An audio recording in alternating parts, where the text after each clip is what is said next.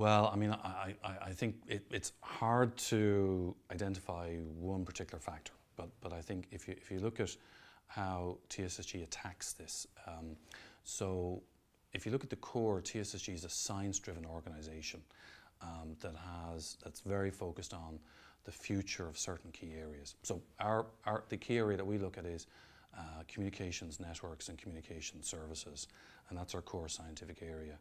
And then building out on that, we're heavily involved in the European Union's R&D programme. Now, by the very nature of that, we're collaborating with some of the largest companies in the world, looking at technology roadmaps 5 to 7 years into the future, and really, identifying where we think these industries are going to go, and really creating our own views around it, and then identifying technologies that can have market potential in those industries. But I think part of it is the ecosystem here as well. So it's science-driven, but very focused on applications of science and technology, and then working with some of the largest companies in the world collaboratively, and then looking to see, well, how can we have an impact here in Ireland? How can we create something that's really cool, that's going to create jobs in the region? Or how can we help an Enterprise Ireland, high potential startup, an Enterprise Ireland client, or an IDA client coming into the region as well? So that kind of laser focused on certain key areas. I mean, the Internet of Things, I think, is a very logical evolution of the areas we've been working in, which is communication networks and communication services. And it's really around these devices that are connected to the Internet, and the power of this connectivity and what can be done as a result of it. And so we're working, TSSG is a software-based research centre, and our colleagues in Tyndall are kind of they're leading microelectronics and photonics group in Ireland. And so they can produce the hardware, the physical devices, the physical sensors.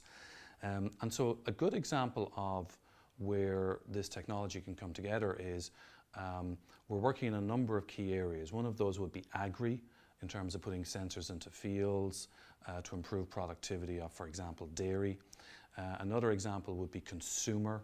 So we're working, let's say, with a number of companies. Let's take one of them, a company called Ada, which is a Cork-based startup that came through UCC in Tyndall, went to Silicon Valley, went into PCH's Highway 1 Accelerator, and recently did a launch at the launch day in that accelerator.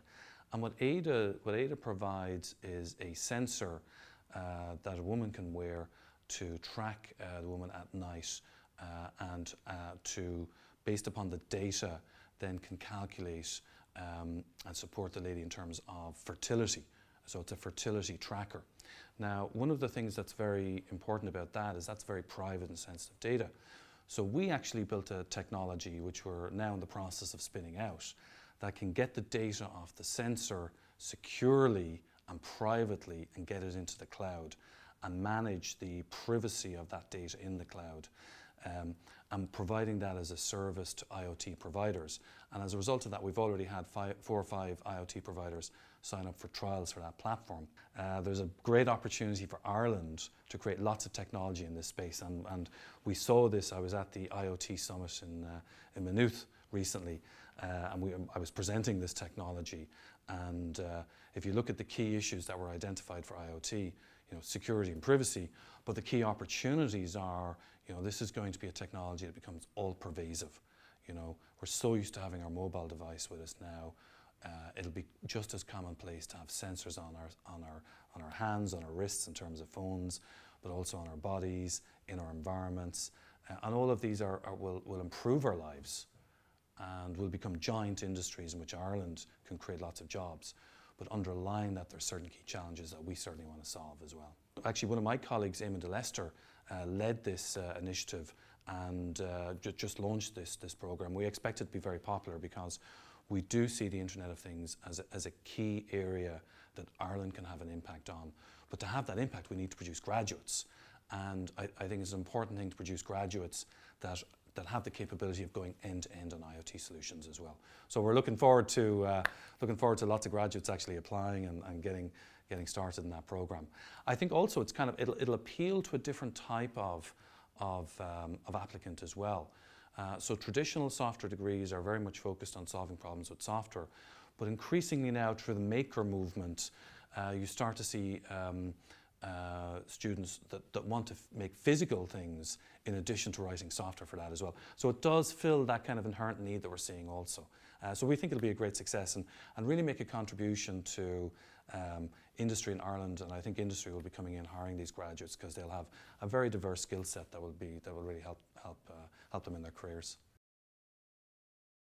So we'll see a huge array of launches of product next year, starting with Oculus in Q1, I would imagine February or March of next year. But you'll also have Sony Morpheus, you'll have further technologies from Samsung. It's possible that Magic Leap will launch next year, which is an augmented reality product, which I think augmented reality is space just as important. And it's likely also that Microsoft will release HoloLens. So there'll be this industry will really start properly next year, and I think it'll be huge and vast. Oculus have kind of nailed their colours to the mast. They will start next year with gaming, and if you look at it, both the headset, the input devices supporting an Xbox controller, and also their own hand controllers, that's all orientated towards gaming. And gaming will be a kind of an entry point segment for Oculus. But I think everybody sees it going well beyond gaming. Education, simulation, communication, but you can also see it going into e-commerce, into retail.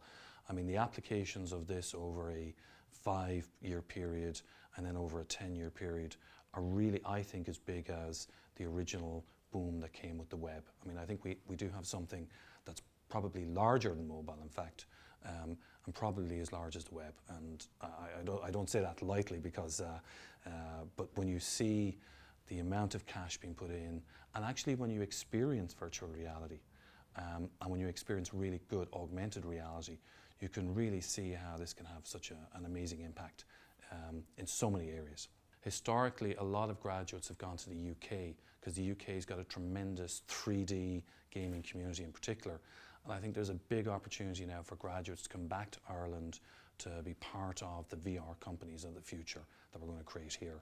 Because this is different from building games. You can do an awful lot, a lot less expensively, so you can get the types of startups that you'll see in immersive VR education that are really producing amazing experiences as a startup, as opposed to a well-funded company that's putting $140 million into it, for example.